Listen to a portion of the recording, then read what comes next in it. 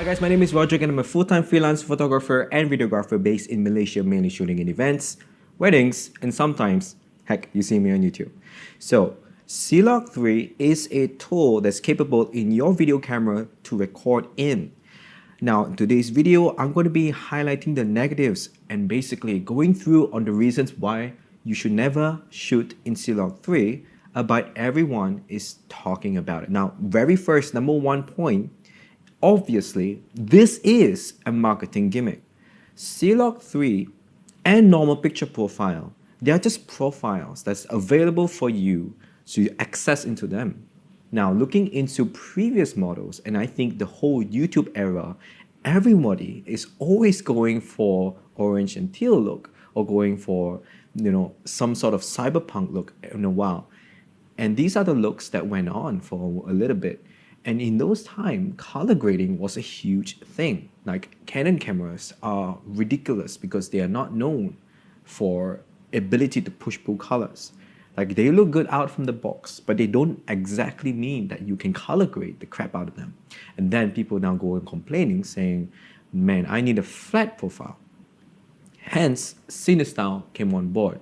So the story of how Clog3 has evolved is when people express that they want full flexibility of editing colors, then they go for flat profile because they don't have RAW, so they'll go for CineStyle. And how they wish they had C-Log. So then the only camera that were capable of producing C-Log, it's only 5D Mark IV for the longest of time. Then came the EOS R. The EOS R is capable to shoot C-Log, and then everybody lost their minds because they said this is the best thing that ever happened, but in fact it isn't. C-Log, it's super over-gloated by all these YouTubers, and I was involved. So I would thought that C-Log was like, holy shit, this is gonna make my image so nice and cinematic. No, it does not. These are tools that you use to manufacture your image. They are not rendered by your camera. They're made to be flat so that you can bring the colors back in post. So now that we're done with the first one, which is like more of the marketing side of how they push you to buy more expensive cameras that have this C-Log. Well, let's go into the second point, like why C-Log? Why does it make your image better? C-Log is a logarithmic kind of profile that now compresses your highlights, raises your shadows, and keeps your midtones all gray. So when you look at your image, you feel like, hey, that looks like a pretty good image. Now, you have preserved essentially majority of your highlights and your shadows, but you may not realize that there are, in Canon cameras, 3 color transformation spaces under the CIE 1931 chart for you to choose from. Now, if you're not very careful, and I would say like 99% of people don't know what they're doing with C-Log, they will then shoot in C-Log and then think automatically, this is the premium image. They send it to the editor without telling them the color space in which they shoot in, and the editor doesn't know how do you transform this C-Log back to Rec 709. And if you don't know what you're doing, you could potentially screw up your image. Because now let's look into the post-production side of things. You are now handing over a essentially 10-bit 422 flat C-Log profile to an editor. And all of these information that's coming in from your videos, they're not like photos. You don't really get much metadata in them. You don't know much what bitrate you shot at. You don't know what all-eye or IPB or IPB light. You don't know what features you shot in. You just know that it's 10-bit. H.265, H.422. More impressing matter, what color space are your videographers or your cinematographer was shooting this profile in? Now, if you're shooting in, so one of them is Cinema Gamut, followed by Rec 2020, followed by BT 709. Now, in terms of what is the most color fidelity, you would say, would be Cinema Gamut, as it lies higher above the 1931 chart, encompassing more color space information.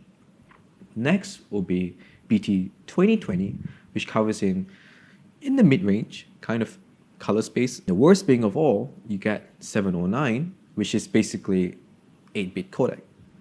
So it is very pressing that you know what color space are you using, because technically you may not notice a difference in your footage, But technically, if you're using BT709 with very low color fidelity, putting into your Premiere Pro or DaVinci, and you color space transform using Cinema Gamut, Cube LUT, right into Rec 709, you're gonna notice that you're not doing the right color space transformation. That's physically, I don't think you can see any difference. You may not know it, but mathematically and also what you're doing, it's wrong. It's not correct. So the information you get, from these video shooters as you're an editor, you just don't know what they're using in. Now you're gonna have to trust their guts, asking them, hey, are you shooting this in C-Log 1, C-Log 2, or C-Log 3? And C-Log has the worst kind of workflow to it. It doesn't have as much flexibility as RAW, and it has so much unknown to it. There are literally many ways for you to screw up C-Log, and there's not a lot of ways for you to, correct thereof. Let's say your video shooter doesn't use Canon's View Assist, and he uses C-Log 3. He then does the proper 800 ISO, doubling your ISO. Like if you want to go above, go 1.6, 3.2, 6.4, if you're doing all the proper steps, overexposing by 1.5 stops or 2 stops, 3 stops, whatever and whatnot. There's just so much more steps that you have to take as, you're going about shooting C-Log. But when it comes back in, you would notice that your editor is not educated because he's not next to you as the videographer. So what happened in my short film when I was shooting in C-Log 3 as requested by my editor is that I told him the color space transformation, but it seems as though he was new to the workflow and he wasn't like my all-time editor. It was like my first time, sending my work to an editor. And then he saw the footage and he called me up, and I was out shopping, you see. So he called me up and said, hey man, did you know that this shot you have, it's overexposed? And I was so frustrated. I literally yelled out in front of my ex, my girlfriend. I yelled out in the supermarket, like, how can this be? I paid so much money for the actor.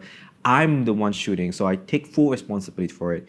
How can it be overexposed when I'm truly trying my best to view everything in my screen being all flat to be what I think will be the proper exposure? I was pissed, borderline pissed for the whole day. I went back home 2 days after, and I had some day off.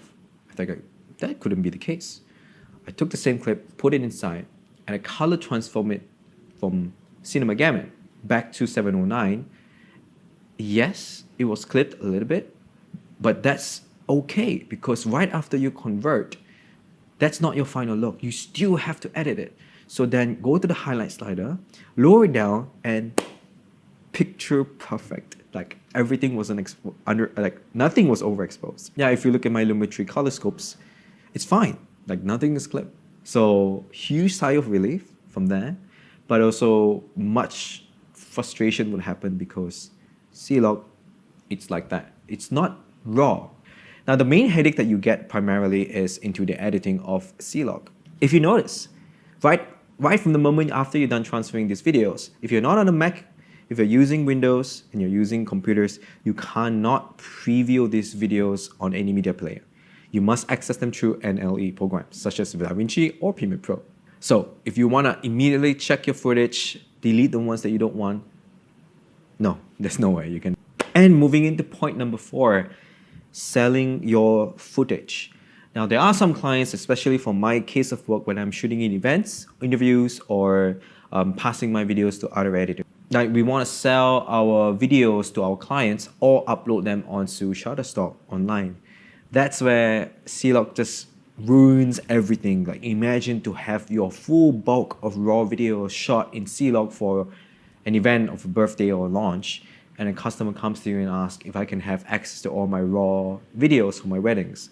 You could typically charge them maybe upward of $2,000 for all of your raw videos, but they just don't have access to view them on their computers. And even if they do, it's gonna be flat. How unflattering that's gonna be. So if you're gonna be selling your footage thereafter off, why are you doing this to yourself? Why are you shooting in C-Log? It's a color profile that's really baked in and you cannot reverse it. You literally have to have an NLE to color space transform it back to 709. Why are you doing this to yourself? And point number 5, you're probably buying cameras which you probably couldn't afford in the first place. Like if you're just starting out as a videographer like I once was and once did, like I put so much money into gears. You know, I like R7 was my camera that I bought for like, the moment it launched, I bought for 6,200, which was like maybe 2007 American dollars. That's overpriced. That's way above my means and my budget for a camera at that time. But I did it anyways because it could shoot so-called 10-bit internal, Clog3, you know, all these goodies. But it's just no point in using all these things. Like nobody's gonna be buying a flat picture profile image raw, that's for sure. No editor is capable in my line of work capable to convert Clog3 successfully back to 709 the way I like it. I have to do it myself. So working with others now become a hassle when I'm shooting Clog3 or Clog for that matter. Then, as well as remembering what I shot on in the first place. So very early in my career, when I'm starting out, I shot in not Cinema Gamut, but I shot in BT 709 color space. But I didn't know that.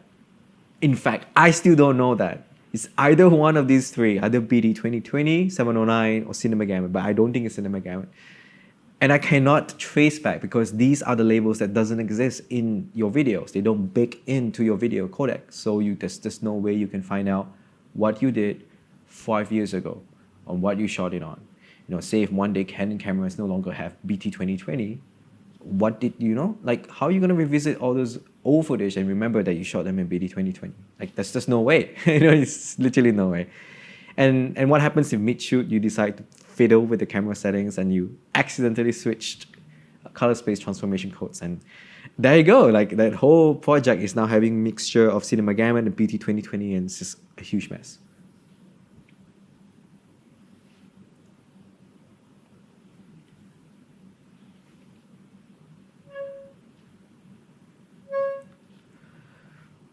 So I guess this pretty much wraps up this video on why I don't address Clog3 as the superior codec in which you should be looking for. If you want a good camera, every camera right now in 2024 does really, really well. Do not look at Clog3 as like the definitive, wow, this is like the perfect cinema gear setup. Like, I don't think that's the right approach.